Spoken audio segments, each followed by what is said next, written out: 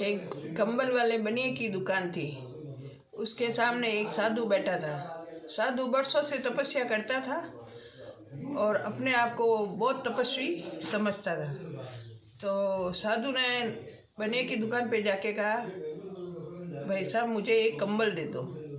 तो बनिए ने कहा कि भाई कंबल तो दे दूँ, लेकिन मेरे हाथ से दिया नहीं जाएगा, तो इससे 3 दिन बाद में मेरी दुकान में आग लगेगी, तब तुझे जितनी चाहिए तो कंबल ले लेना। कि ठीक है। साधु हट, बाल हट और चिड़िया हट होते हैं, तो साधु हटी था। वो वहीं पे बैठ के तपस्या करने लगा, धूनी लगा के बैठ गया पीपल के नीचे।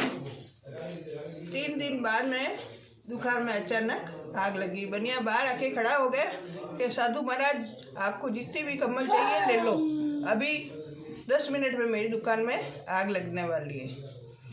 तो साधु ने कहा कि नहीं, जब आग लगेगी तभी लूँगा बच्चे। कि ठीक है, आपकी जैसी इच्छा। तो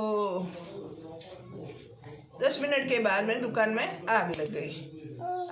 तो साधु ने कहा, अरे ये तो सारी कंबलें जल गई, अब मैं क्या लूँगा। तो साधु ने कहा, भाई ऐसा तुम्हारे अंदर क्या चमत्कार है जो तुम गृहस्थी में रह के भी इतने ज्ञानी हो। तो उसने कहा, मैं कुछ ज्ञानी नहीं, मैं अपने बच्चों को पालन पोषण करता हूँ और साथ में भगवान की पूजा पाठ भी करता हूँ, और कुछ नहीं। कह तो आप मेरी मौत बताइए, मेरी मौत कैसे होगी। कि इतना तो ज्ञानी मैं भी नहीं हूँ। आप है ना 7 कोस जाके मेरा एक भाई रहता है, उसके पास जाओ, वो आपको बता देगा आपकी मौत कब लिखी है, कैसे लिखी है। ठीक है। साधु जिद्दी होता है, वो चलता है 7 कोस जाके उसके भाई की दुकान पे जाता है। उनके भी कपड़े की दुकान होती है, खूब पैसे वाले होते हैं। वो भी नित्य नेम करते हैं और पूजा पाठ करते हैं, अपनी गृहस्थी चलाते हैं।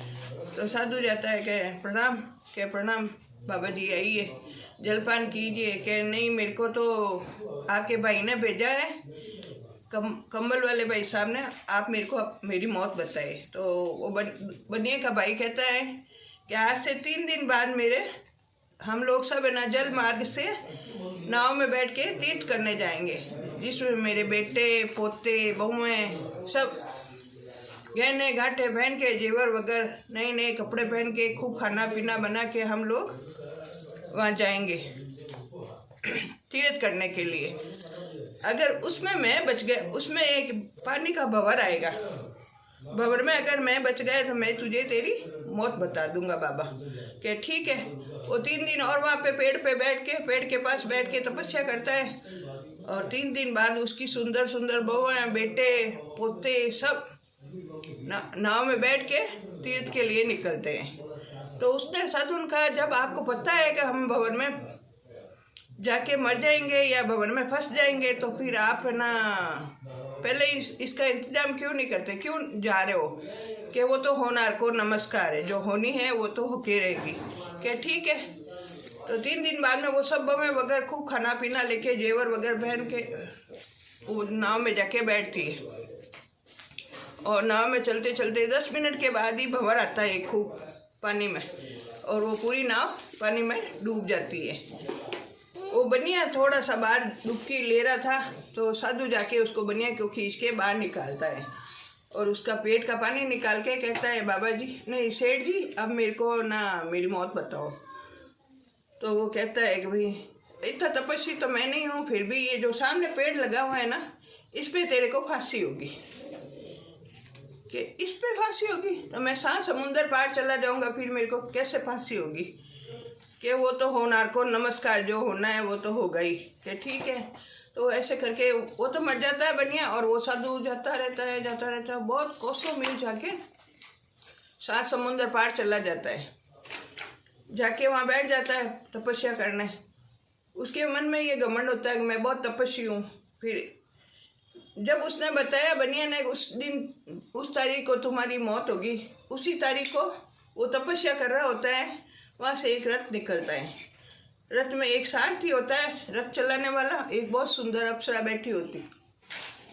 वो कहती है साधु बाबा को, नहीं, वो रथ वाला कहता है कि भाई मेरे को थोड़ा रथ पकड़ो ना, मैं आ रहा हूँ 5 मिनट में। कि ठीक है। साधु उसका सुंदर अप्सरा को देख के मोहित हो जाता है और वो रथ का लगाम पकड़ लेता है। जैसे ही वो रथ की लगाम पकड़ता है, रथ चलने लगता है, दौड़ने लगता है और दौड़ते दौड़ते दौड़ते दौड़ते 7 समुंदर पार, वहीं पे जहाँ बनिया का भाई पानी में डूबा था, वहीं पे आके रथ रुक जाता है। वो कहती है अरे मेरे को साधु बाबा ले जा रहे हैं, मुझे उड़ा के ले जा रहे हैं। तो वहाँ से एक राजा निकलता है घोड़े पे बैठ के, उस देश का राजा। तो वो कहता है लगा दो इस साधु को फांसी। इतनी सुंदर अप्सरा को ये उठा के ले गया बूढ़ा, इसको शर्म नहीं आती साधु वो कैसे कर्म करता है। तो सिपाही आते हैं और साधु को उस पेड़ के ऊपर फांसी लगाते हैं। तब उसको याद आता है कि हाँ, उस बनिए ने सही कहा था कि होनार को नमस्कार, जो होना होगा वो होगा।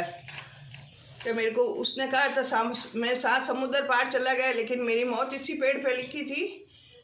तो अगर अपन पूजा पाठ नित्य नेम कर सकते हैं तो घर में रह के भी कर सकते हैं।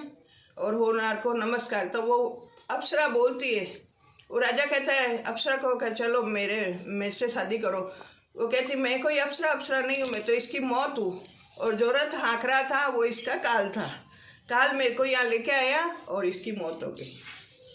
इस कहानी से हमें शिक्षा मिलती है कि होनार को नमस्कार है। ओके, धन्यवाद।